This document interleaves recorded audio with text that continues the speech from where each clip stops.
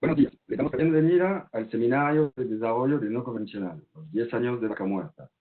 En este tercer encuentro, Gabriel Chao de Total Austral y Oscar Mora de ConocoPhillips compartirán sus experiencias sobre el volumen de roca estimulado, SRB por sus siglas en inglés, y volumen de roca drenado, DRB. Cada uno expondrá su tema durante 20 minutos y al finalizar ambas charlas tendremos otros 20 minutos o más, de preguntas y respuestas para los dos oradores. Un punto importante, las preguntas deben hacerse por escrito en el panel preguntas y respuestas que se encuentra dentro la barra de opciones de Webex a su derecha. Durante las presentaciones pueden ir escribiendo las preguntas que serán leídas y respondidas al final de las exposiciones. Estas solamente las podrán leer los panelistas. Les recuerdo que durante toda la sesión tendrá sus micrófonos y cámaras apagados. Antes de darle la palabra a los oradores, una breve introducción sobre el Seminario de Desarrollo de Conocimiento.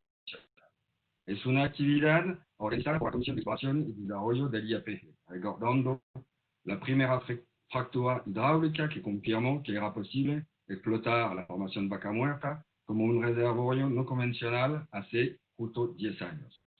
Proponemos compartir experiencias sobre desafíos comunes que enfrentamos en el desarrollo de play no convencionales tipo shale, tanto en Vaca Muerta como en Norteamérica.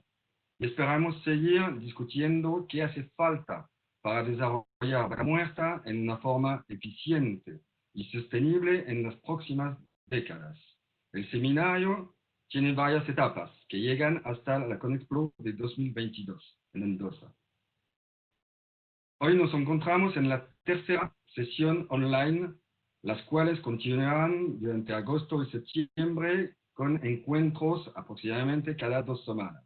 Esperamos cerrar con una sesión presencial una vez que se levanten las restricciones debidas a la pandemia del COVID. Bueno, para la sesión de hoy compartirán sus experiencias dos protagonistas del desarrollo de play convencional. Primero, Gabriel Chao. Gabriel Chao es geofísico principal senior de Total Austral. Gabriel participó en distintos estudios de caracterización sísmica de la formación Vaca Muerta, incluyendo los primeros pilotos de caracterización de volumen de roca estimulado, usando monitoreo sísmico 4D.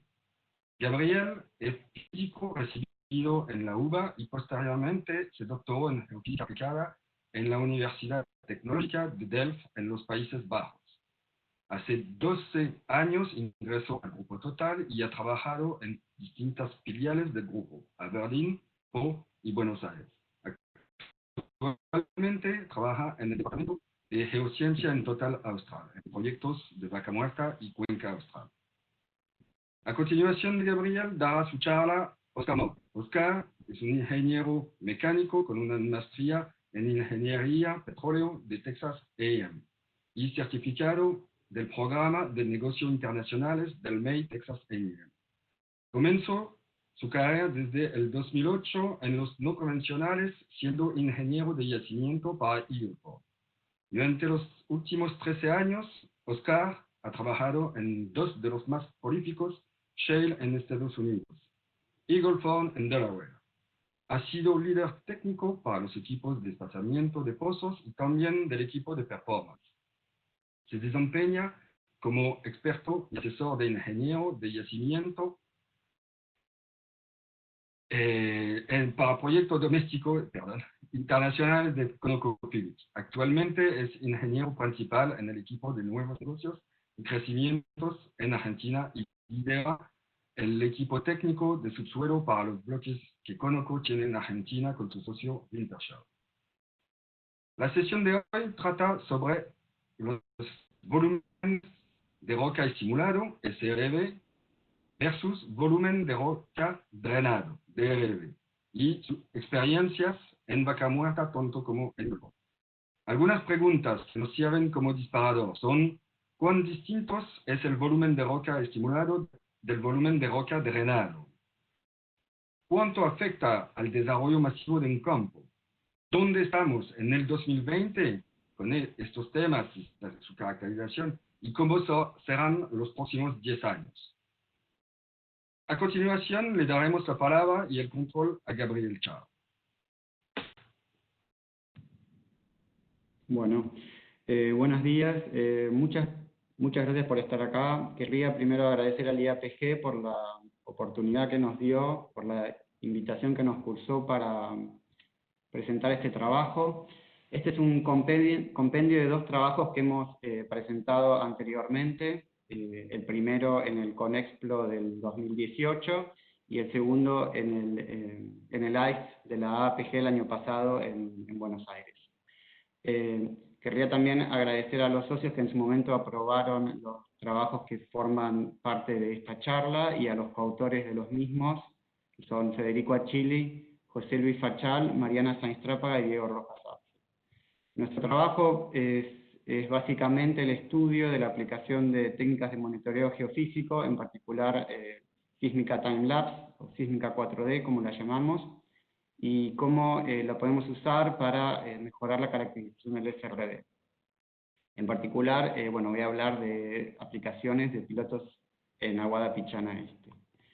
Bueno, en la presentación, muy sucintamente, la agenda sería la siguiente: empezar por una introducción del campo y los objetivos de los pilotos, seguido por una descripción de la adquisición de la sísmica 4D. Luego vamos a pasar a un análisis de los datos de la señal 4D y cómo la analizamos desde un punto de vista cuantitativo a partir de una inversión acústica 4D. Luego cómo interpretamos en conjunto la sísmica 4D y la microsísmica para tratar de entender qué nos cuál es el valor agregado de cada técnica y cómo se complementan. Sobre todo teniendo en cuenta, bueno, tratar de caracterizar el volumen de roca estimulado. Y finalizar con algunas conclusiones y algunos comentarios acerca del way forward. Bueno, Aguada Pichana Este está situada en el centro de la cuenca neuquina. Históricamente este campo ha producido de un reservorio que es más superficial, que es la formación Munchinco. Este reservorio está compuesto por arenas convencionales, pero también arenas tight, y se ha producido a través de, bueno, de perforar 320 pozos aproximadamente. Si nos focalizamos en el intervalo que nos interesa hoy, que es la formación Quintuco-Vaca Muerta, como ustedes saben es un reservorio no convencional, shale, en este caso estamos en la ventana de gas, y en cuanto al histórico de este yacimiento, para Vaca Muerta, bueno, hubo una fase de exploración y appraisal en 2012-2013 con 3 pozos, seguido por un piloto de producción en el 2014-2016 con 10 pozos, y ahora estamos en la fase de desarrollo que comenzó en el 2017. El objetivo, como lo mencioné anteriormente, es analizar el valor agregado de la sísmica time-lapse para la caracterización del SRD, y en particular vamos a presentar los resultados de 2 pilotos. Bueno, los pilotos están situados donde muestra aquí el mapa. A la izquierda, en el noreste, tenemos la posición del primer piloto, y hacia el centro del bloque la posición del segundo piloto. La diferencia fundamental entre ambos pilotos es el landing, y sobre eso vamos a volver un poco más en detalle en el futuro. Bueno, con respecto a la adquisición, lo que vemos es, a la derecha, es el tendido que se usa en general en rojo, son los geófonos que se usan para una adquisición de tipo microsísmico. La adquisición 4D se vio como una adquisición de oportunidad, tratando de minimizar los costos, por lo tanto se decidió vibrar entre medio de las líneas de los geófonos que estaban dispuestas para la microsísmica. Es importante mencionar en este caso que contábamos con un pozo de exploratorio muy cercano, que pueden ver en el punto amarillo, que nos provee de datos de logs completos para hacer luego algunos modelados que realizamos, y que en principio teníamos pensado monitorear 2 pozos, un drain norte y un drain sur, pero debido a cuestiones operacionales solo se monitoreó el drain el REIN del sur. Lo que también nos provee ciertos puntos de calibración para comparar dos pozos, uno estimulado y otro no estimulado. Bueno. ¿Cómo es el tema de la estimulación? Y tengo Perdón, Natalia, ¿ven toda la pantalla ustedes? Bueno, Sí. sigo. Perfecto. No, porque me aparece un pequeño cartel a la derecha. Ustedes no lo ven, ¿no? Orador, etc. No. Bueno, perdón, continúo. ¿Cómo es la secuencia de adquisición de la microsísmica y de la 4D? Bueno, comenzamos con bueno, el diseño de la microsísmica. Lo que nosotros queremos hacer es, con la 4D, es comparar una imagen sísmica pre y post estimulación, para ver si a partir del análisis de las diferencias podemos inferir la geometría y las características del SRB. Para eso lo que hacemos es obtener primero una imagen sísmica pre-estimulación, que nos va a dar básicamente la geología de la zona, sin ningún tipo de alteración debido a la estimulación. Luego realizamos el trabajo de estimulación hidráulica, escuchamos los eventos microsísmicos. Obviamente desde un punto de vista geofísico esto va a tener cambios en la velocidad y en la densidad de las rocas adyacentes al pozo, las rocas que fueron afectadas, y esto va en principio a traer consecuencias a nivel de la señal de la sísmica. Lo que ven aquí a la derecha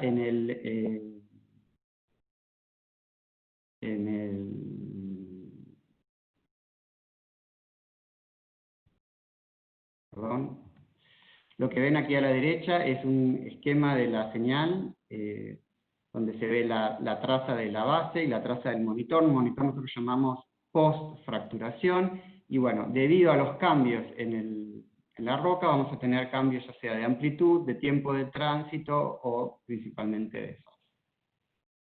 Bueno, ¿qué es lo que nosotros obtuvimos en la realidad? Bueno, es lo que pueden ver en la figura. Esta es la diferencia entre el monitor y la base, básicamente la diferencia en la imagen sísmica, post y pre-estimulación. Bueno, ¿es esto algo que podamos usar cuantitativamente para caracterizar el SRB? Bueno, lo que quisimos hacer primero fue ver si esta señal que obteníamos era algo que podíamos entender desde un punto de vista cualitativo, y para ello hicimos un modelo que no intenta capturar toda la complejidad de los procesos físicos que están ocurriendo, simplemente tener un entendimiento de si la señal observada podía asociarse con un efecto 4D de estimulación hidráulica. Para eso tomamos datos del pozo de exploración, asumimos un intervalo estimulado y usando ecuaciones de balance de masa, calculamos una porosidad secundaria. A partir de ahí, usando un modelo de física de rocas bastante simple, calculamos la impedancia pre y post estimulación, y a partir de ahí pudimos calcular los sismogramas sintéticos. En negro es la base y en rojo es el monitor, pre y post estimulación. Es muy difícil, como en la slide anterior, ver las diferencias a ojo desnudo, por lo tanto analizamos la diferencia entre las trazas. Lo que notamos es que hay una zona donde no hay variación, luego hay una zona en profundidades en la cual las trazas sísmicas empiezan a estar afectadas por los procesos de estimulación, y si colocamos esta traza en transparencia con nuestra señal, lo que podemos ver es que cualitativamente capturamos lo que está sucediendo en el campo. Esto nos da es prometedor desde el punto de vista de que la señal parecería estar asociada con algún efecto físico relacionado a la estimulación hidráulica. Pero ¿cómo usamos esto desde un punto de vista más pragmático? ¿Cómo podemos usar esta información en 3D para caracterizar. caracterizar el volumen de roca SRB. Bueno, Como les mencioné anteriormente, uno de los atributos que podemos utilizar es el cambio en el tiempo de tránsito, lo que nosotros llamamos time shift. El time shift es un atributo cumulativo que se expresa, es más claro, digamos, hacia la base de la anomalía, en este caso hacia la base del SRB. Por lo tanto, esto lo que ven acá es un efecto cumulativo de algo que está pasando alrededor del drain, ¿no? Es interesante notar de que el efecto se ve claramente en el drain del sur, pero no en el drain del norte, que no fue estimulado. Cuando analizamos esto en planta, lo que notamos es que, observamos una coherencia lateral, una organización lateral bastante interesante alrededor del drain del sur, mientras que no hay señal significativa alrededor en otras zonas del campo. Este atributo en principio se puede utilizar para caracterizar la extensión lateral del SRB, pero no, como es un atributo cumulativo, para caracterizar el espesor del mismo. Para eso lo que necesitamos hacer es ir un paso más adelante, utilizar este time shift para alinear las sísmicas y después analizar los cambios de amplitud. Eso fue lo que hicimos. Básicamente esto se hace a través de una inversión impedancia acústica 4D. Lo que nosotros queremos recalcar, y que viene un poco al punto de las preguntas que fueron disparadoras que mencionó Denis, es que nosotros lo que asumimos que estamos viendo con la 4D es el volumen de roca que ha sido afectado por la estimulación hidráulica. En ese sentido, nosotros nos gusta llamarlo FRD, una especie de Fracture Rock Volume. No necesariamente es el volumen de roca drenada, pero sí nos da una imagen del volumen de roca que fue directamente afectado por la estimulación. Ese es el resultado de la inversión. Nos da una anomalía que está claramente organizada alrededor del drain del sur, con un espesor aproximado de entre 40 y 50 metros, que como ven tiene una forma heterogénea y va cambiando de espesor a lo largo del mismo. Bueno, cuando lo analizamos en planta, lo que notamos nuevamente, aunque es un atributo un poquito más ruidoso que el time shift, vemos que hay una organización bastante interesante alrededor del drain del sur y no así del drain del norte. Es muy interesante destacar en esta figura, sobre todo, cómo se ve un control estructural de la anomalía, de esta variación porcentual de impedancia, cómo se ve este control estructural que, también está caracterizado por una dirección norte 70 este, que es bien conocida, una de las direcciones principales en el yacimiento. Una cosa que me olvidé de mencionar es que esta variación porcentual de impedancia acústica es negativa, los colores cálidos en este caso son valores negativos, y están en línea con los procesos físicos que estimamos están operativos en una estimulación hidráulica, que son básicamente un aumento de la compresibilidad de la roca y una creación de cierta fracción de porosidad secundaria. Bueno, entonces el análisis tridimensional de esta anomalía, a partir, por ejemplo, de valores de cutoff para aislar esta anomalía del resto, nos puede dar una imagen del volumen de roca fracturada. Bueno, ¿y cómo interpretamos estos resultados de la 4D con respecto a quizás la microsísmica, que es una técnica un poco más estándar? Bueno, en este caso en particular, los eventos microsísmicos habían sido discriminados en eventos wet y dry. Como quizás algunos de ustedes saben, los eventos wet, esta discriminación tiene una fuerte componente interpretativa, pero también está basado en el análisis de los mecanismos focales. Los eventos wet, en principio, se pueden asociar con eventos que están directamente conectados hidráulicamente con el pozo, mientras que los eventos dry no necesariamente están conectados y tienen que ver con reactivaciones de estructuras que estaban bajo estrés crítico. Cuando nosotros comparamos la anomalía de la 4D en planta con los eventos microsísmicos wet, lo que observamos es que en la dimensión lateral había una correlación bastante buena entre ambos. Pero bueno, ¿qué es lo que pasa a nivel vertical, la dimensión vertical? Bueno, esta es la imagen que yo mostré anteriormente, ahora convertida en profundidad de la anomalía, y estos son la dispersión de los eventos microsísmicos que habían sido interpretados como eventos wet.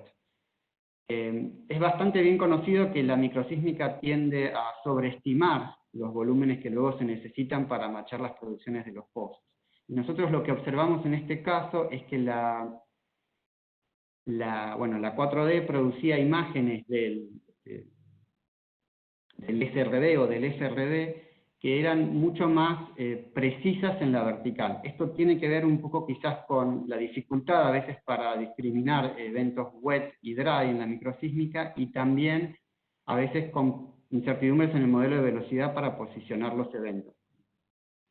En todo caso, lo que también observamos es que la microsísmica tenía un valor agregado bastante interesante y que nos mostraba ciertas estructuras, como pueden ver aquí, que en principio pueden contribuir a la producción del pozo, en caso de que sean especies de canales.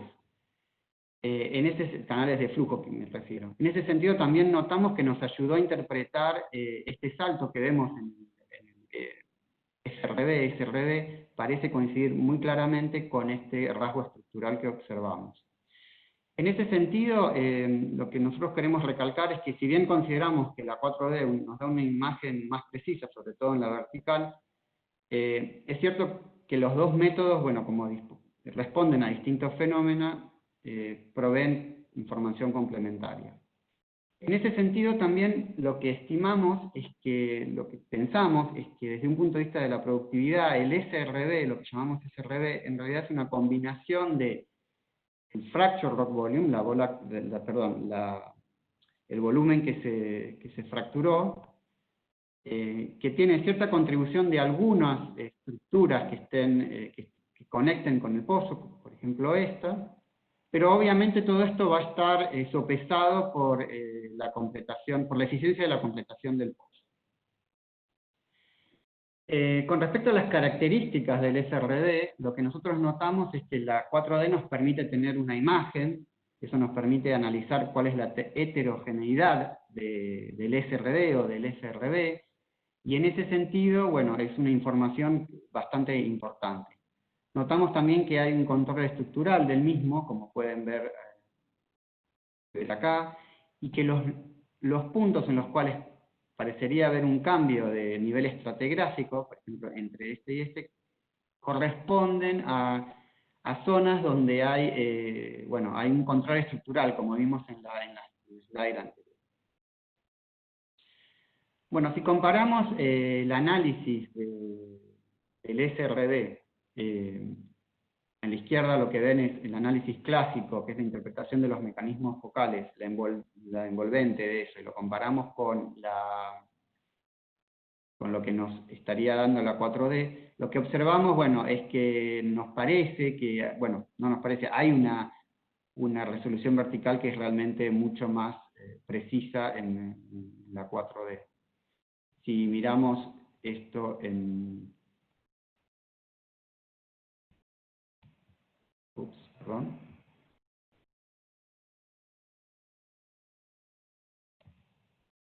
Bueno, esto es una película que no puedo pasar, pero bueno, son cosas que pasan. Pero lo que se puede observar es claramente la variación de... Gabriel, creo que explique sobre la idea funcional. No. Creo que es el puntero, no sé. Mostrar. Bueno.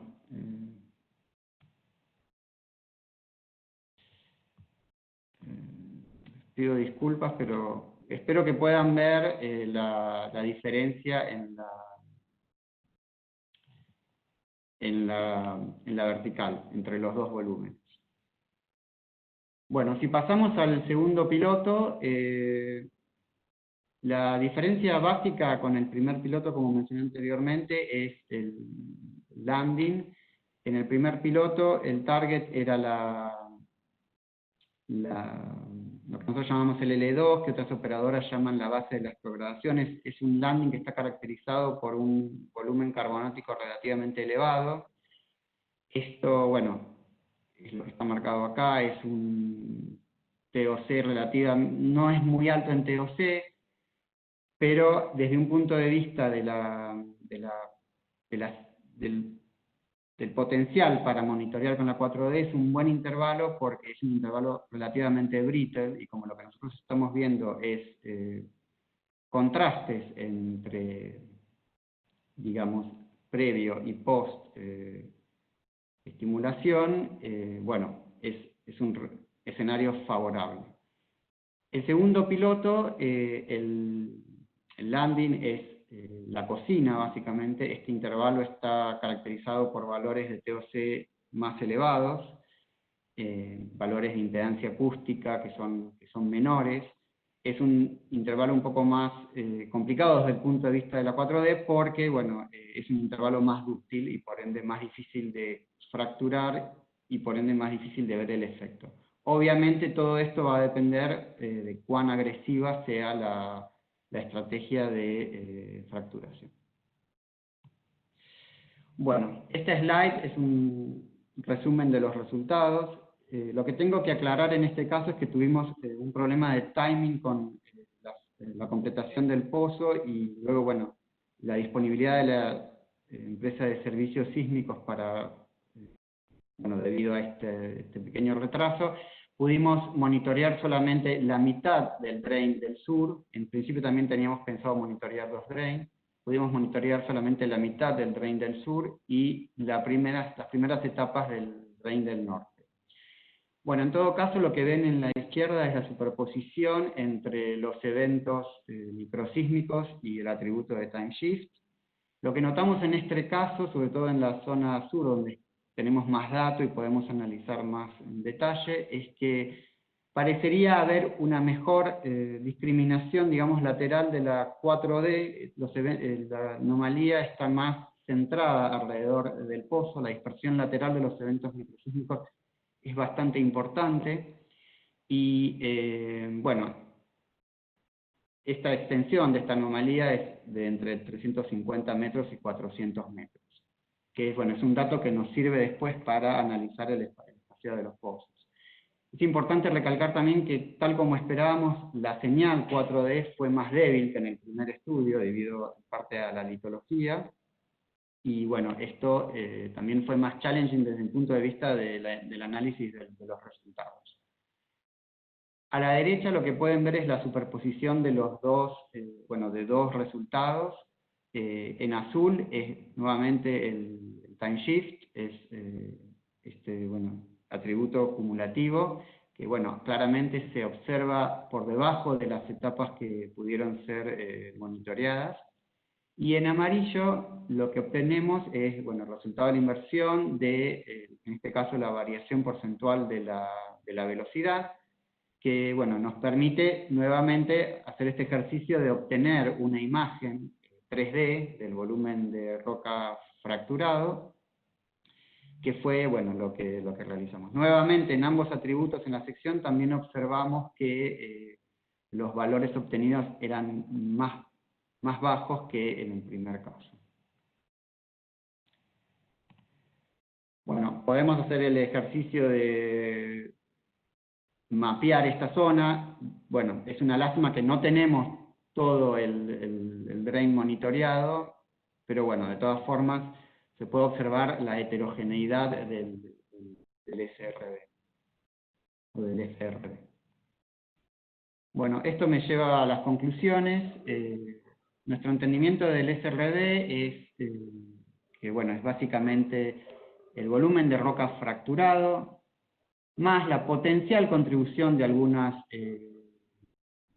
estructuras que conecten con el pozo, pero todo esto está fuertemente sopesado por la eficiencia de completación de los pozos. Y ahí quizás está el link con el volumen de roca drenada. En ese sentido, nosotros pensamos que el valor agregado de la 4D nos permite tener una imagen mucho más precisa del SRB.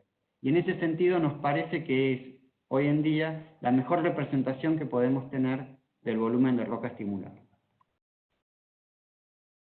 Habiendo dicho eso, también es cierto que la microsísmica nos provee información complementaria, ya sea marcando estas estructuras que se reactivan, que también pueden tener otras connotaciones en otras problemáticas, pero sí provee información que tiene valor. Bueno, nosotros hemos probado esta metodología en 2 pilotos distintos, con distintas propiedades litológicas fisiomecánicas en Vaca Muerta. Lo que observamos es que, que la 4D nos muestra esta heterogeneidad del volumen de roca fracturado y también estas características de los controles estratigráficos y estructurales que, pueden ser muy útiles para el análisis de los resultados. Actualmente estamos llevando a cabo el análisis de un tercer piloto en el cual, pudimos monitorear un pad que era multi-well y multi-landing, por lo tanto, vamos a poder analizar distintas cuestiones relacionadas a cuánto interfieren los distintos niveles y los distintos pozos en lateral y en vertical. En ese sentido, nosotros lo que creemos es que la información 4D es, en cierta forma, muy relevante para ayudarnos a determinar cuáles son los espaciados, tanto lateral como vertical, entre los drains, para maximizar la productividad. Esto es todo lo que quería mencionar. Finalmente, agradecer nuevamente al IAPG por la invitación que nos cursó a presentar este trabajo, a Total y a nuestros socios por haber autorizado las publicaciones en su momento, YPF, Wintershall Dea y Pan American Energy, y a numerosos colegas en el grupo de Total que a través de discusiones nos ayudaron a también mejorar el entendimiento que tenemos sobre esta problemática en particular. Muchas gracias.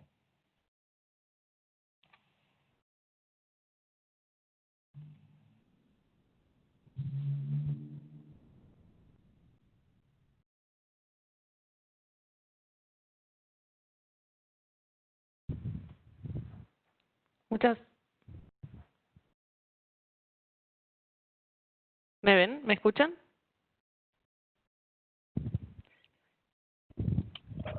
Sí. Perfecto.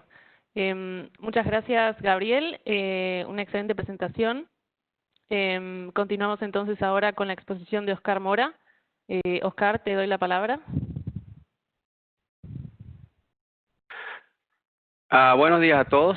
Muchísimas gracias al Instituto Argentino de Petróleo y Gas por esta invitación. Es realmente un placer estar aquí con ustedes compartiendo este proyecto de Legal4.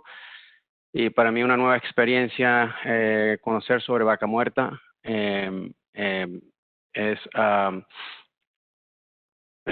un nuevo shell que tengo la oportunidad de trabajar y por lo tanto es un nuevo mundo. Me avisan, por favor, si pueden ver la pantalla en este momento.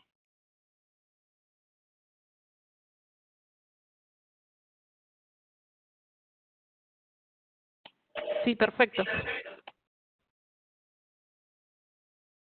Muchísimas gracias. En realidad lo que quería compartir hoy con ustedes es un proyecto de infill en el Legal4. Oscar, discúlpame. Sí, dígame. Se ve la pantalla incorrecta, no se ve en modo presentación, sino en... Perfecto, ya lo vamos a duplicar. Gracias. Ok, como mencionaba anteriormente, el proyecto que voy a presentar es un proyecto llamado Infill. Es un grupo de pozos que inicialmente hicimos en el Legal4. Esto no es nuevo, es un proyecto relativamente que tiene probablemente unos 7 años que se hizo. Sin embargo, ConocoPhillips es una compañía lenta en sus publicaciones, no es la más abierta a publicar, pero esto ha sido un proyecto que se ha convertido en un tema muy debatido en lo que llamamos el Lower 48, que son los 48 estados continentales de Estados Unidos, en donde se da el desarrollo de Shell. Y por lo tanto, gracias a la IAPG que me dio la oportunidad para presentar este trabajo y compartirlo con ustedes allá en Vaca Muerta. Me parece muy relevante la presentación previa, excelente forma de mostrar la diferencia entre lo que es el SRV o Stimulated Rock Volume y el DRV, que es lo llamamos el Drainage Volume. Y este proyecto salió como una motivación porque se dieron diferentes proyectos en el Eagle Ford de infill y las observaciones iniciales nos llegaron a concluir que teníamos que hacer algo para entenderlo. Basado en las observaciones iniciales, desarrollamos un proyecto de adquisición con la adquisición de data y estamos hablando de 7 años atrás, en donde la tecnología de microsísmica, especialmente en altas temperaturas como el Eagle Ford, estamos hablando de entre 290 grados Fahrenheit a 300 grados, 315 grados Fahrenheit. Era un poquito, traían un reto porque los geophones no duraban mucho tiempo. A veces las fallas se producían durante 4 o 5 horas. Ahorita los equipos, en esa época, de hecho, se probaron nuevos equipos y nosotros hicimos pilotos de equipos nuevos de las diferentes compañías de servicio para poder avanzar en el uso de microsísmica. Por lo tanto, habían ciertos retos y este fue un proyecto de retos con algunos problemas. Sin embargo, gracias a la integración de la data pudimos hacer muchas conclusiones en ese momento que en realidad formaron una muy buena idea sobre lo que venía en el futuro. No lo que íbamos a hacer en el siguiente año o los siguientes 2 años, pero sí definitivamente lo que se iba a estar pasando en 5 años. ¿Qué es lo que empezaron a ver los operadores en los últimos 2 o 3 años? Los que siguen las operaciones de Shell en Estados Unidos pueden ver cómo se ha convertido en un problema de debate el problema del infill.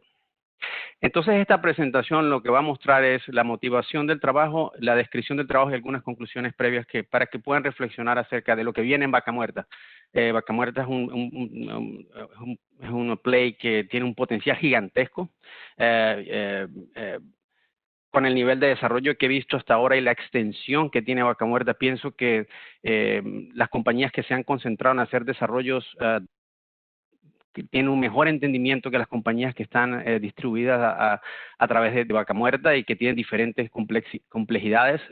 La complejidad de Vaca Muerta es muchísimo más grande que la de Eagle Ford, que la de Bakken, que la de Delaware, que la de Midland Basin. Yo he trabajado en todos esos plays y realmente Vaca Muerta es un play que es apasionante y creo que en las próximas décadas, como mencionaba al principio, va a ser un tremendo desarrollo para Latinoamérica, no solamente para Argentina.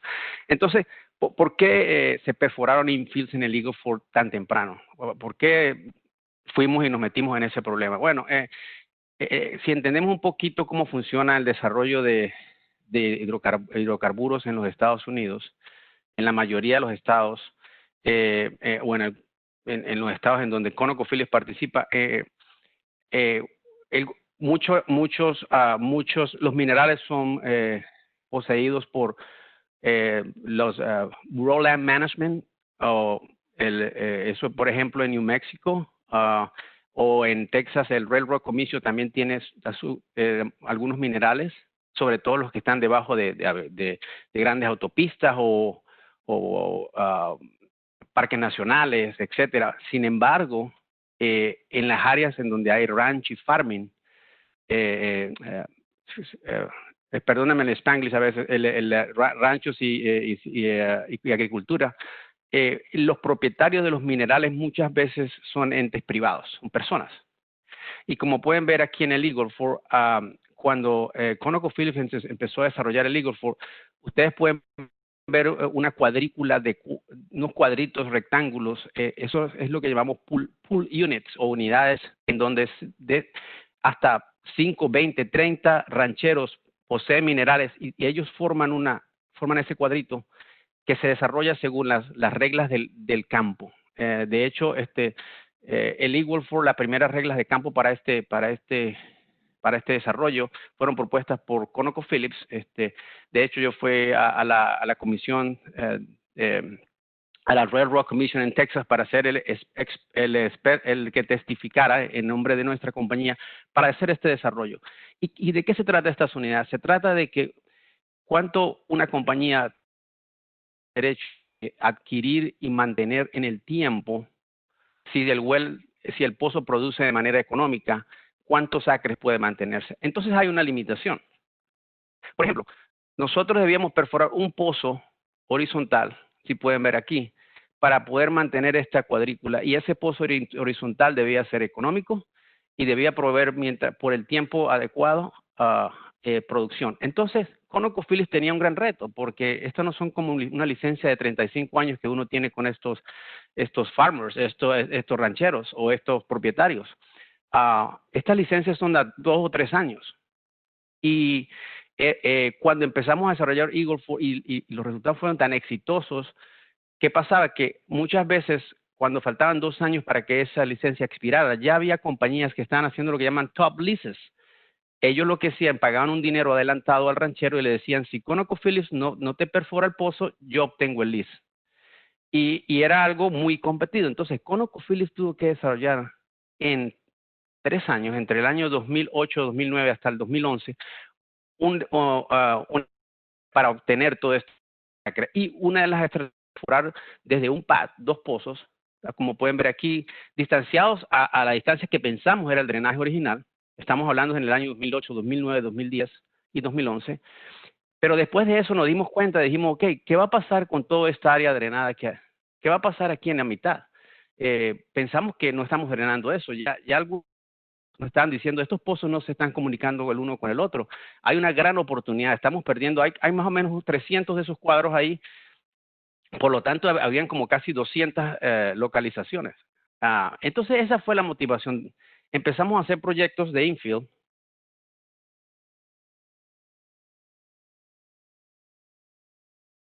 Y la sorpresa fue que, si ustedes pueden ver los pozos originales, aquí pueden ver 2 pozos en verde distanciados a 500 pies. Y empezamos a poner pozos infill. En algunos sitios los pusimos un poquito más arriba en el yacimiento, en el reservoir, lo que llamamos Upper Eagle Ford, y los otros estaban en el Lower Eagle Ford. En otros los pusimos en el Lower Eagle Ford. El resultado fue siempre el mismo. ¿Cuál fue el resultado? Primero, que los pozos iniciales mostraron un mucho mejor rendimiento que los siguientes pozos. Siempre los pozos rojos, que pueden ver aquí, o los colores rojos y rosados, mostraron siempre, la mayoría de los pozos, un menor rendimiento a los pozos originales. Y tomando en cuenta que la estimulación hidráulica de los segundos pozos, de la segunda generación de pozos, era mucho más alta, como pueden ver, 6.7 versus 3.5 y 4, casi 8 millones versus 5 y 2.5, 8.9 millones versus un averaje de entre 6.8 y 3.2. Entonces, teníamos 2 problemas. El primer problema es, estamos teniendo pozos de menor rendimiento. Y segundo, estamos invirtiendo más dinero y energía en esos pozos, pero no nos está ayudando. Y es cuando empezamos los ingenieros de yacimiento, sin mucho porque esto era un desarrollo activo. En realidad, al principio estamos muy enfocados, como les mencionaba, a capturar esa cantidad de acres. Empezamos a hacer observaciones con mecanismos sencillos de adquisición de data. Este es un proyecto donde pueden ver el pozo número 2, pueden ver el pozo número 1 y número 2, y ustedes pueden ver los resultados. Este es un gráfico en la cabeza del pozo versus producción acumulada en MBOE. Si ustedes pueden observar, los pozos 1 y 2, y en el Eagle Ford se puede usar esto, no necesariamente en todos los plays se puede usar esto, es esta presión de superficie porque es muy alta. Como pueden ver, empiezan a fluir casi en 8,000 barriles. Para el momento que que están todavía fluyendo encima de la presión de la línea que llamamos nosotros alta presión, todavía los pozos están acumulando casi 500,000 barriles. Lo que observamos es que esos pozos, comparados con el nuevo pozo que pusimos aquí, tenían un performance muchísimo mejor. Esto es un análisis de RTA, de linear superposition, y me mostraba que los pozos viejos tenían un muchísimo mayor area screw rotate, que indica que están contactando muchísima más área de drenaje. Entonces eran análisis sencillos, pero lo más importante que vimos es la presión, la respuesta de presión del pozo original o del pozo productor. Ustedes pueden observar aquí que esto es lo que llamamos frag hits. Cuando empezamos a estimular este pozo número 3, pudimos observar grandes picos de presión en cada una de las etapas. Las líneas significan las etapas y los picos significan la presión. Y fíjense que la respuesta es diferente. La respuesta hay a veces picos muy altos, a veces picos muy cortos, y eso nos muestra dos cosas que se pueden encajar con la presentación anterior. Es que el SRB de ese pozo número 2 no es homogéneo, y hay un paper de ConocoPhillips de SRB paper, y se han hecho hasta 2 o 3 publicaciones, probablemente este año se hizo otra, en donde se habla de eso, y mi compañero lo hablaba en la presentación previa, es que es heterogéneo totalmente. El SRB es impredecible, y realmente la fuerza de la naturaleza dominan más esa geometría que lo que podamos hacer desde el punto de vista de completion. Entonces, habían dos aspectos. Había un aspecto de que habían estos hits eran heterogéneos, pero también llegaba un punto en donde los hits había como se enmudecían. Estos hits se hacían más pequeños y llegan a un máximo. Y ese máximo que ustedes pueden ver ahí, a cerca de 6,000 libras, es prácticamente la presión a la que comienza el pozo, el child que llamamos, o el infill. Y esa es la misma presión que ustedes pueden ver en este pozo, que fue la que después del shutting, ese pozo número 2, fue la presión a la que comenzó a producir otra vez. Entonces, ya esto nos indicaba que hay un mecanismo, y queríamos entender el problema. Y esta hipótesis, este gráfico lo formulé hace muchísimos años, y lo uso como una manera muy de comiquita, de cartoon, para mostrar qué es lo que está pasando en un modelo mental, un modelo conceptual, pero que se haya replicado con modelos geomecánicos luego, y que se ha entendido un poquito mejor. Entonces, hay dos factores que afectan o que crean desafíos para los infill. El primer factor es, efectivamente, si hay depletion, si hay reducción de presión. Naturalmente, el fluido se va a ir a donde hay menor presión, es evidente, no tenemos, nadie va a ir en contra de esa teoría. Pero hay un aspecto que no sé si es más importante que la presión, pero diría que es tan importante, que es la geomecánica. Y hay que entender que una vez que empezamos a fracturar pozos en cualquier shell, estamos cambiando la fabric de la roca, la textura, estamos cambiando los estreses, estamos cambiando la forma como se puede conectar un pozo con otro. Entonces, ¿cómo se puede enfrentar algo como esto? Bueno,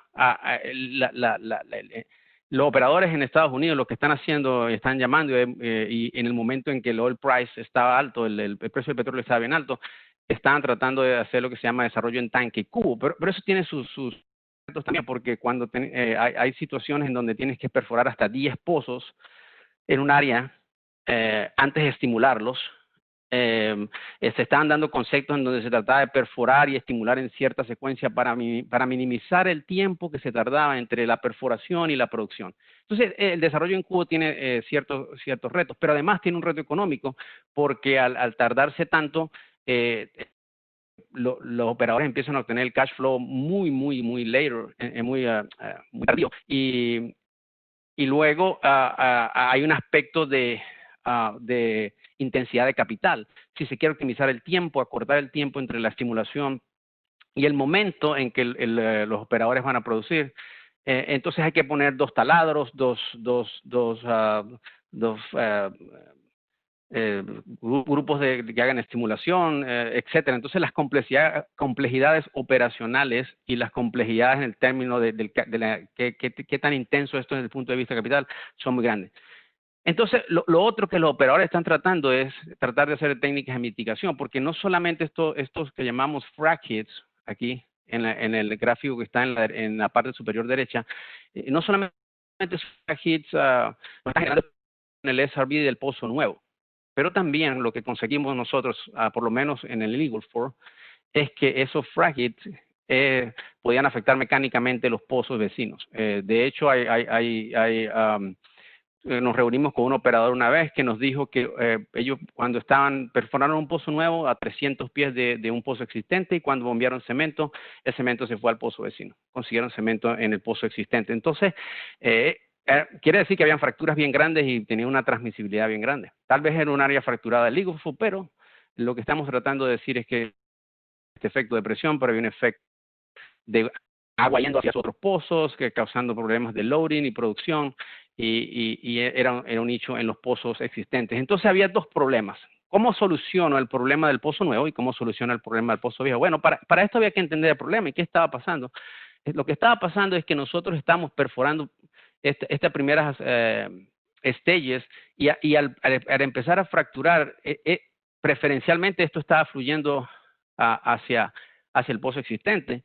Y estamos viendo cómo a medida que íbamos haciendo eso, la presión en el pozo existente iba subiendo, hasta que llegaba a un punto de estabilización. Era solamente en ese punto en donde nosotros pensábamos o teníamos la hipótesis de que el SRB empezaba a cambiar en el pozo nuevo. Y esto creó la motivación de decir, bueno, nosotros necesitamos entender esto, cómo minimizamos este problema, ¿sí? Y si esto es cierto, cuánto toma para llegar a este punto en donde empezamos a desarrollar un SRB más uniforme. Si se pueden dar cuenta, esta pequeña animación lo que hace es mostrar fracturas muy pequeñas hacia la parte sur, digamos, y hacia la parte norte hay fracturas grandes que van hacia a las fracturas existentes del pozo que había ya produciendo. Entonces, este concepto nos hizo hacer este proyecto piloto, en donde además queríamos entender por qué este fenómeno de que este era un pozo, el pozo que llamamos parent, imagínense este pozo verde, y cuando poníamos este otro pozo aquí, veíamos que la presión de este pozo era igual a la presión existente o a la presión a la que se hacía el fill de este pozo, el fill up, hasta donde se llenaba este pozo con agua y se represurizaba. Pero no solamente eso, era que la eficiencia de la fractura cuando la medíamos en área contactada por la permeabilidad del yacimiento, dividido entre las millones de libras que estábamos inyectando de propan, siempre en los pozos rojos, como pueden ver, era mucho menor esa eficiencia que en los pozos existentes. Entonces creaba un gran problema y creaba un reto. Este es el proyecto piloto que se hizo en el Eagle Ford. Para describirlo rápidamente, habían dos pozos productores, el 1 y el 2. Vamos a llamar el pozo A1 y B1.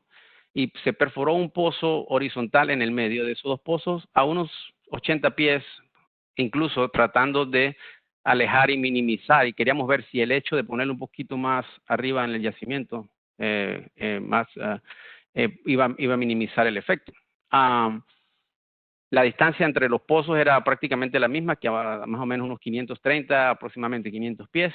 Pero además de eso, perforamos un pozo vertical. Y aquí es donde voy a comentar un poquito de las experiencias. Regresémonos al año 2012, ejecutó el proyecto, 2013 tuvimos los resultados. Este pozo vertical se hizo para microsísmica inicialmente, y luego la microsísmica queríamos obtener presión para ver, imagínense, ese pozo vertical iba a tener indicadores de presión en la parte de arriba del Eagle Ford y en la parte de abajo del Eagle Ford para ver si había una diferencia en el far field de presiones. También se inyectaron trazadores químicos y de hidrocarbonos. Estos chemical tracers van en el agua y ellos van a fluir con el agua, y estos de hidrocarbonos son hydrophobic. Ellos no fluyen con el agua, ellos se adhieren a los hidrocarbones del yacimiento y fluyen con los hidrocarbones del yacimiento. Mientras que los chemical fluyen con el agua y ellos no se adhieren al petróleo. También corrimos una production logging test en el horizontal que se hizo en este pozo, en el pozo nuevo. Y con esa data pensábamos tener toda la información que les voy a mostrar a continuación. Entonces, ¿qué fue lo que conseguimos desde el punto de vista? Y voy a tratar de describir los gráficos primero antes de ir más allá de las conclusiones. Lo que ven en rojo arriba es aquí en el eje Y o Y, tenemos presión versus tiempo. Esto en las líneas en rojo es la presión de bombeo de las fracturas calculadas al fondo del pozo.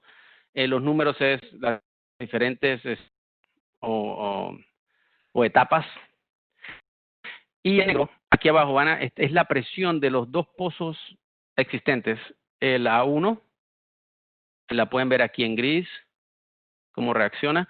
Y el B1, la pueden ver aquí en negro. Entonces, ¿qué conseguimos primero? Bueno, lo primero que conseguimos es, si pueden ver estos centroides, son unos centros de masa hechos en cada etapa de la microsísmica.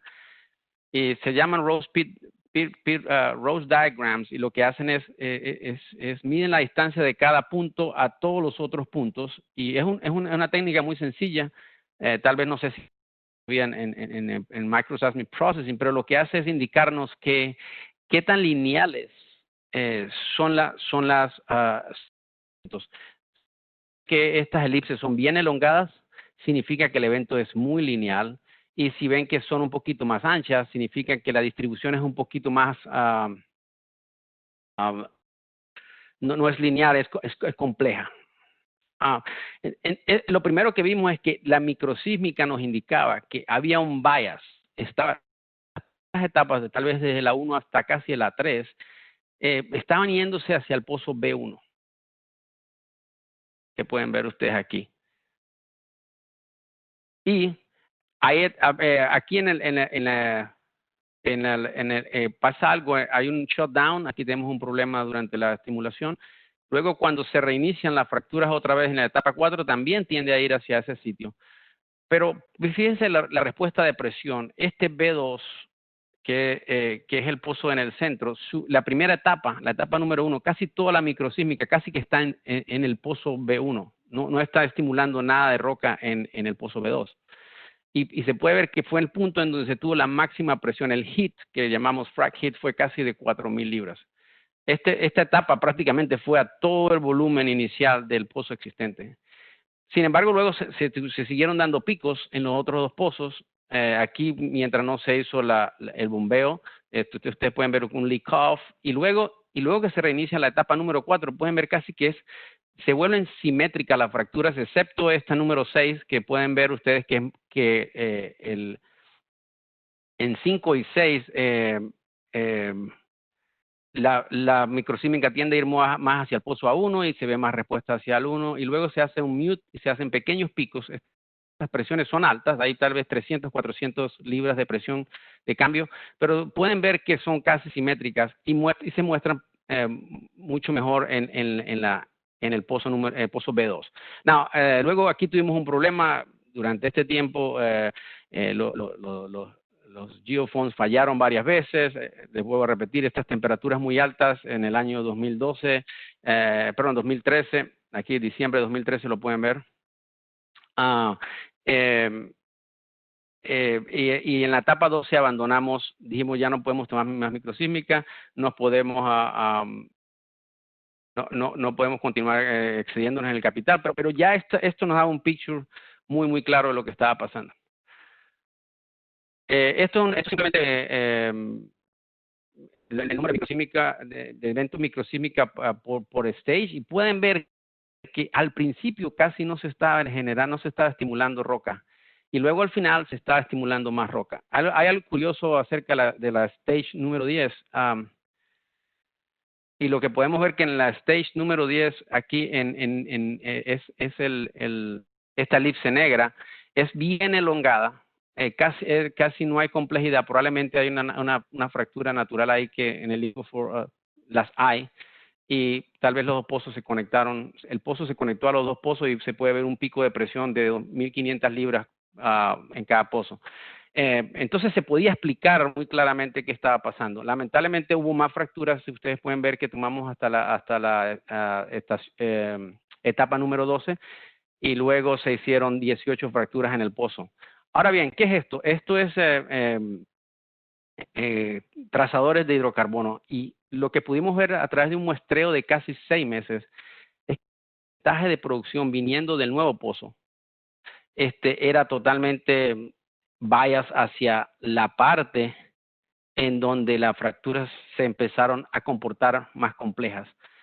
Tengan en cuenta que hay 6 etapas aquí que no pudimos monitorear, y tengan en cuenta que este pozo A1 termina aquí y probablemente este pozo termina aquí donde está en esta línea. Total que estas etapas eran prácticamente etapas nuevas, como si estuviera yendo hacia Roca Virgen. Esas etapas tal vez se comportaron más como en la etapa número 11, y por eso pueden ver que es mucha mejor la producción en esas etapas. Finalmente, esto es una integración de 3 data sets, o set de datas, perdón, en donde se ve cuántos traces de agua se acumularon entre las etapas 1 y 6, 7 y 12, y 13 y 18. Y otra vez se comprobó a través de varios mecanismos. Entonces lo vimos en microsísmica que ya había una definición de cómo era la geometría de la fractura. Era menos compleja en la parte de lo que llamamos el toe del pozo, y era un poquito más compleja en la parte de heel. Las respuestas de presión eran más intensas en el heel, eran menos intensas en el toe, y definitivamente la producción y todos los indicadores y el PLT que en este caso en octubre de 2014 lo corrimos, muestra cómo la distribución de la producción usando los 3 métodos mostraba que tal vez un 18-17% en las primeras 6 etapas, un 35% en las próximas 6 etapas, y luego casi el 50%. Quiere decir que el 75%, casi el 85% de la producción venía solamente de 10, 11 etapas, y las otras 6 etapas tenían un performance muy bajo. Ahora, hay otro aspecto muy interesante y tiene que ver con como qué tan dinámico es este sistema de fracturas. Una vez que hacemos la estimulación hidráulica, hay una diferencia entre lo que se estimula, hay una diferencia entre lo que se drena, pero además lo que se drena cambia en el tiempo. Particularmente, esto es cierto en el Eagle Ford, es cierto en el Permian Basin, lo hemos observado en el Bakken, tal vez con menos intensidad, porque Bakken es casi un dicarbonate, es casi conventional, pero no es, o no lo consideramos. Pero sí vemos cómo esas fracturas al principio son más grandes, hay más drenaje, y luego se van reduciendo. En el Eagle Ford hicimos algo interesante, que es tener, para nosotros, el método más importante, y lo ha mencionado Kevin Rotterman, que es el presentador casi siempre y líder autor de los papers de SRB para ConocoPhillips. ConocoPhillips cree primero en la integración de la data, pero segundo en el far field para los ingenieros de yacimiento es paramount, es lo más importante. No hay nada más que probablemente el yacimiento vaya a querer más, que es una presión que empieza en un punto y empieza a drenar y puede relacionar en cuanto a rock. Bueno, lo que vimos nosotros midiendo presión a varias distancias es que esa presión cambia con el tiempo, y sí, mientras más lejos estés del punto de estimulación, el drenaje es más ineficiente, las fracturas se cierran más rápido y el drenaje se pierde. Ahora bien, eso no cambia el hecho de que hay de que probablemente tenga más presión que la presión original del yacimiento, y que el pozo que viene la va a encontrar. Y esos son los retos de estos infills. Estos tracers, estos trazadores que estoy mostrando en los 2 gráficos, lo que muestran es, estos son las muestras obtenidas en el pozo A1, y estas son las muestras obtenidas en el pozo B2, que es el pozo nuevo. Fíjense que el pozo B1, estos trazadores químicos, son trazadores químicos que se inyectaron en el pozo nuevo. Y pueden ver cómo al principio había muchos de esos trazadores y los trazadores disminuyeron. Por el contrario, en el Pozo Nuevo habían bastantes trazadores, en comparación casi tanto como había aquí. Fíjense que 30 más o menos es un normalized material balance que se hizo en miligrams per million de estos trazadores. En realidad, las compañías de tracers no proveen un análisis cuantitativo muy exacto, pero nosotros hicimos un balance de materia y fuimos capaces de obtener esto un poquito más cuantitativamente, y eran casi igual, pero al final, al cerrarse las fracturas que están hacia el pozo existente, pudimos ver cómo el drenaje de agua aumentó en el Pozo Nuevo.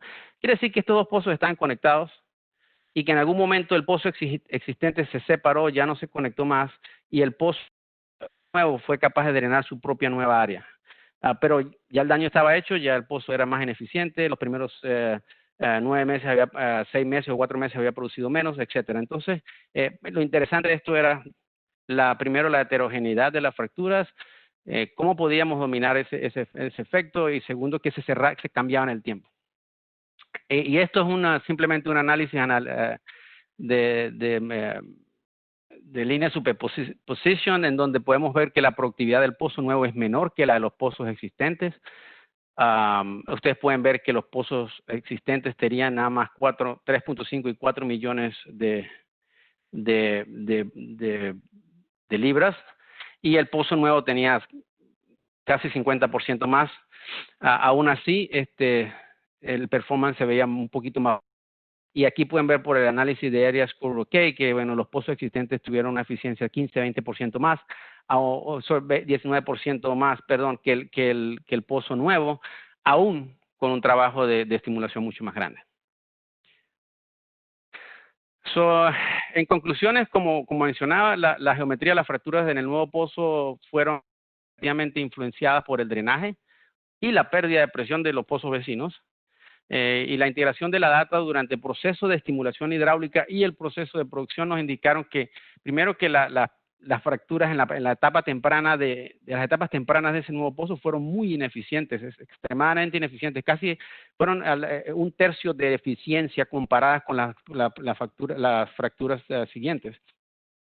La pérdida de los fluidos va a ser inevitable cuando hagamos un proceso infill, y esto va a pasar en todos los desarrollos no convencionales. Lo que puedo decir es que los frac hits cambian en el Eagle Ford, son diferentes a los que se ven en Delaware, pero igualito el agua en Delaware Basin se puede mover hasta 3,000 pies de un pozo a otro. Se puede mover hasta 700 pies de un pozo a otro del Wolfcamp C, que llamamos al Wolfcamp A, que está más shallow. Y definitivamente la adquisición de data temprana nos ayuda a entender el problema, nos ayuda a planificar, y definitivamente va a ayudar a las compañías a ser un poquito más proactivas en el desarrollo. Ahora bien, tal vez esto no se vea un problema en Vaca Muerta ahorita, pero en algún momento va a venir. Sé que ya he visto algunas publicaciones que tienen que ver con infill, pero definitivamente las compañías tienen que tomar esto en cuenta para su desarrollo. Y con esto termino. Muchísimas gracias otra vez al Instituto Argentino de Petróleo y Gas, y a todos ustedes por su atención.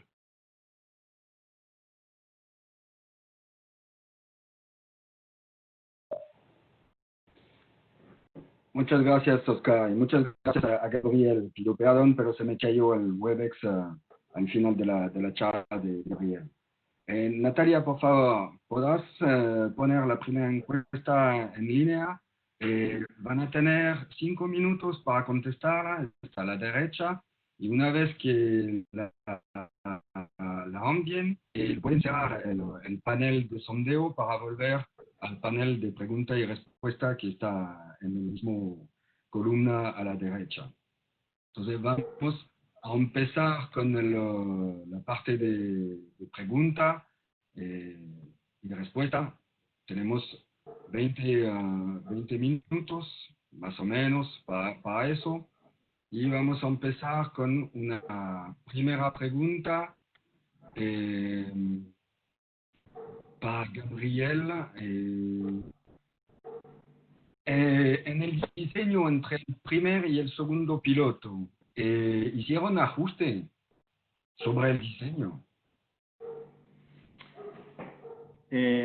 Con respecto respecto al diseño de la adquisición, fueron muy similares, no hubo un ajuste significativo, y con respecto al diseño de las fracturas, no estoy seguro a qué se refiere la pregunta, pero con respecto al diseño de las fracturas, bueno, considerando que el landing de la cocina era más dúctil, sí fue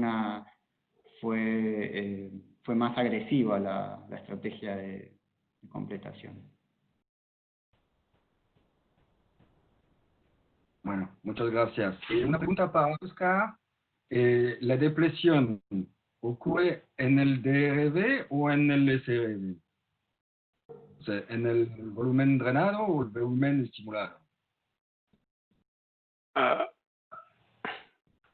Ok, en teoría, okay, si usamos, cada compañía va a tener su definición, pero por definición, el volumen estimulado se drena menos que el volumen, lo que le llamamos mayormente volumen drenado. Eso no significa que en algún momento ese stimulated rock volume drenó. Voy a dar un claro ejemplo. En el Eagle 4, y ustedes pueden ir a buscar un paper por Kevin Radman, se vieron cuando medimos presión a un pozo distanciado en el Farfield, vimos cambios de presión en algunos pozos muy pequeños, pozos que estaban a 600 pies, un pozo vertical que estaba a 600 pies reaccionó a la estimulación hidráulica, pero nunca drenó presión, siempre estuvo a la presión del yacimiento original. Hoy, gauges intermedios vieron cambios de presión muy pequeños y luego tuvieron un build-up a la presión del yacimiento. Y hubo gauges que siempre estuvieron drenando. Entonces, es un poquito la pregunta, estoy siendo un poquito ambiguo, pero por teoría, en teoría, lo que tenemos que preocuparnos es que los dos son importantes. El DRB define qué tan pozo va a ser, pero cuidado, el SRB define tal vez parte inicial de esa producción que ahora no se puede cuantificar, es prácticamente imposible, pero que en algunos shell plays contribuye más que el otro, pero se cierra. Ahora bien, una vez se cierra, y Gabriel puede tal vez ayudarme un poquito, ya está ahí, ya cambió la roca, la física, la mecánica de la roca cambió. Contribuye a la producción, pero en el futuro para el proceso sin infill. Bueno, muchas gracias por su respuesta. Entonces, para Gabriel, si tienen ya antecedentes del uso del análisis 4D, fuera de Total eventualmente en Shale, y la comparación con microsísmica, si vieron resultados similares respecto a lo que otros vieron. Sí, bueno, hasta donde conocemos, hasta donde yo conozco, hay 2 trabajos publicados en Estados Unidos, uno de la Colorado School of Mines, a través de un consorcio que tienen para investigar este tipo de caracterización del SRD, y otro que estoy 99% seguro es de ConocoPhillips, en realidad, que también es un análisis de un estudio de 4D y microsísmica. Los resultados que ellos obtuvieron estaban en línea con los nuestros con respecto a, digamos, al uso de la sísmica para la caracterización del SRD. Obviamente los plays son distintos, los landings son distintos, las propiedades geomecánicas son distintas, no podemos hacer una comparación 1 a 1, pero los resultados estaban en línea, lo que obtuvieron ambos trabajos, lo que nosotros vimos y los resultados que nosotros obtuvimos. Ok, gracias. Una pregunta para Oscar. ¿Cuánto influye la petrofísica en la depresión o es solamente un efecto geomecánico? Bueno, yo creo que no soy soy ingeniero de yacimiento, no petrofísico, pero realmente la petrofísica está ligada al tipo de roca, ¿no? Y al rock fabric, a la fábrica. Entonces, en realidad, las propiedades mecánicas de la roca dependen de qué está hecha la roca. Definitivamente van a jugar un papel importante. Lo que sí he observado es que grandes cambios en el tipo de roca pueden definitivamente alterar la manera como se genera el SRB y cómo se genera el DRB. Pero realmente en el caso de Vaca Muerta hay otro aspecto importante que estamos tratando iremos a entender en algún momento es el overboarding pressure y la frag ratings que se ven allá son bien altos. Los frag ratings son tan altos que están cerca del overboarding. Y bueno, es algo interesante que habría que notar ahí. No tiene que ver con la roca,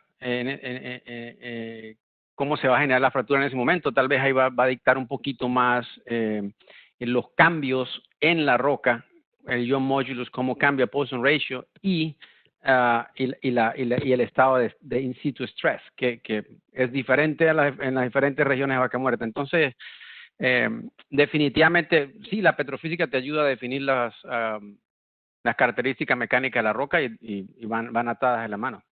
Yo diría que es parte de la definición de la roca.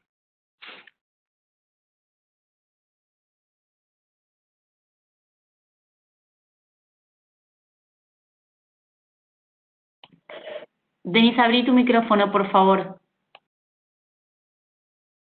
Perdón, gracias por avisarme. Si puedes poner bueno, primero vemos los resultados del primer sondeo que está en el panel a la derecha. No lo vamos a analizar, pero cada uno podrá mirarlo. Y vamos a pasar a un segundo sondeo sobre temática para los próximos seminarios. Así que va a quedar abierto. Y vamos a seguir con la sesión de preguntas. Ahora pasamos a una pregunta para Gabriel. Si la vuelvo a conseguir. Sí, ok. No. ¿Dónde vi? Había una que te quería hacer.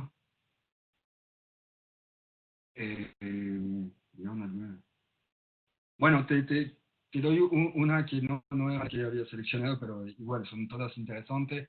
Si vieron algunas respuestas en la 4D que correlaciona con los eventos dry de la microsísmica.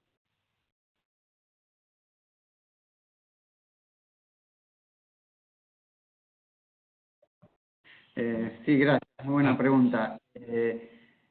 No tan claros, no. Hasta ahora yo diría que básicamente lo que vemos con la 4D es el volumen de roca que se fractura alrededor del drain. Por lo menos las experiencias que tenemos hasta ahora, eso es lo que nos marca.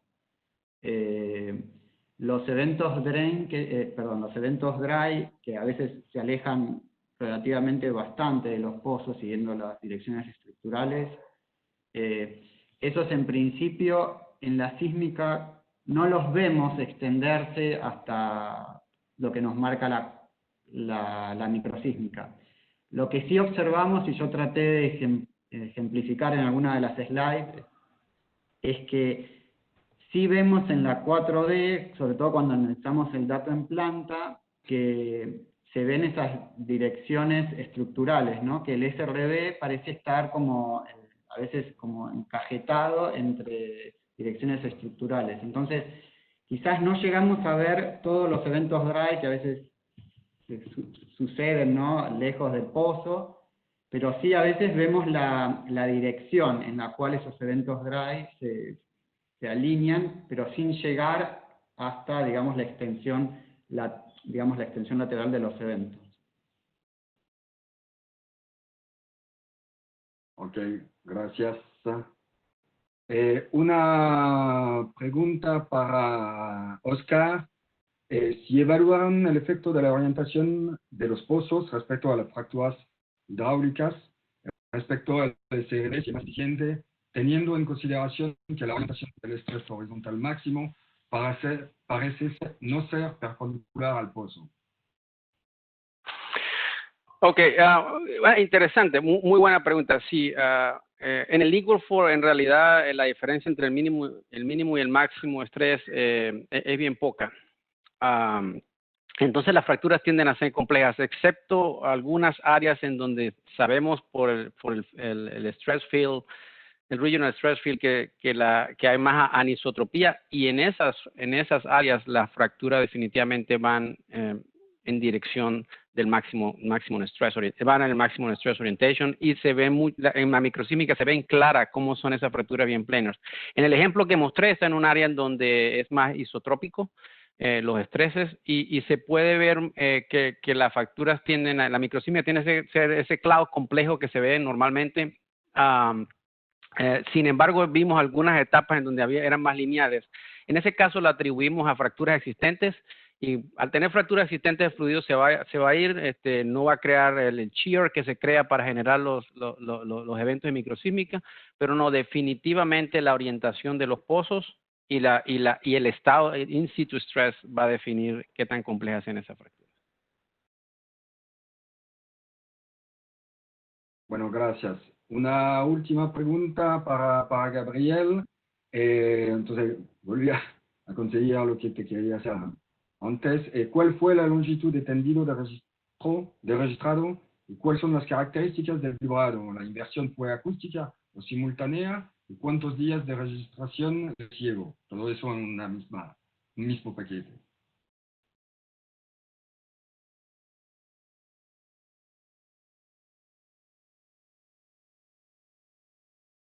Para vos, Gabriel. ¿Me escuchaste?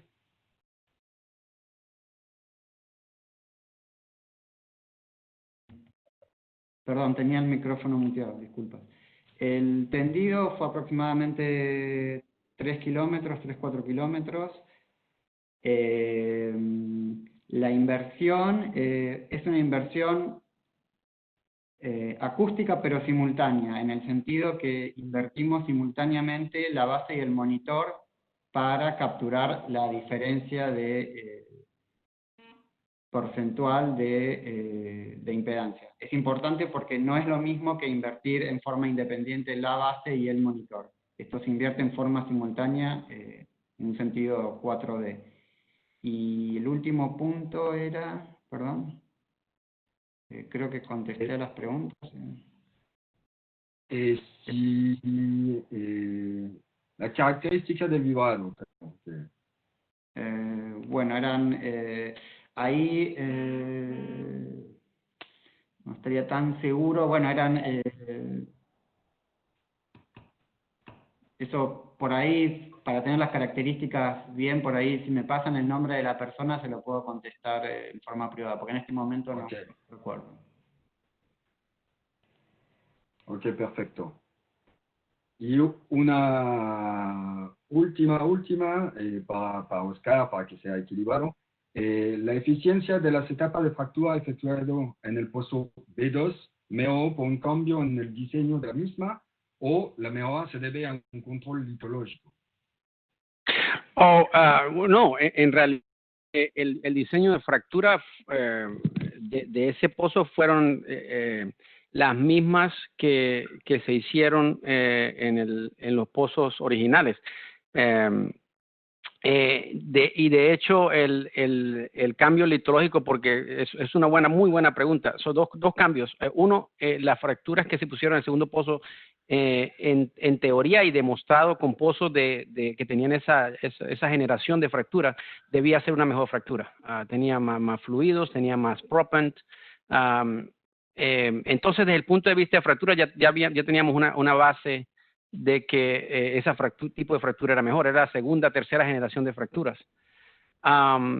Ahora, el cambio litológico, muy importante la pregunta. En esta área particular, el Upper Eagle Fork, que es donde se puso el pozo infill, de hecho es mejor que el Lower Eagle Fork. Entonces, ese pozo tenía dos ventajas, tenía litología mejor y tenía mejor mejor diseño de estimulación. Entonces el problema era compuesto de muchas cosas buenas, pero el resultado fue negativo. Y bueno, es una excelente pregunta, pero sí, todo eso se tomó en cuenta y lo que vimos fue que tenemos que hacer algo al respecto y es donde se empezaron a desarrollar estas técnicas de mitigación.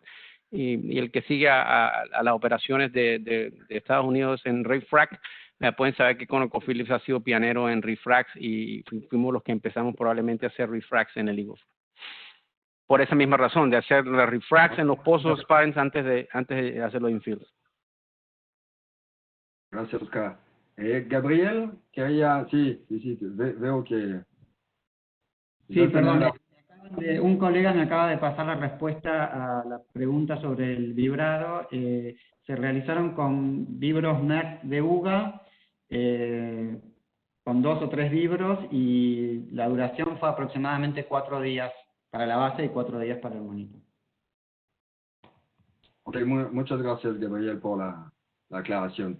Lamentablemente vamos a terminar, aunque todavía quedan muchas preguntas por contestar. Recibimos un montón, pero bueno, tenemos que terminar un momento.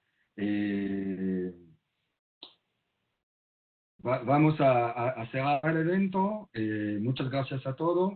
Le agradecemos a todos su participación y esperamos encontrarlo en el próximo encuentro sobre desafíos del desarrollo shale, que fue pospuesto, pero que se va a realizar ahora el jueves 6 de agosto con la participación de especialistas de IPF y de GB Consulta. Así que muchas gracias a todos y bueno, un poquito por anticipación, feliz fin de semana. Hasta luego. Gracias. Gracias. Y gracias a Gabriel y a Oscar por las excelentes presentaciones. Gracias. Gracias por la invitación de nuevo. Hasta luego.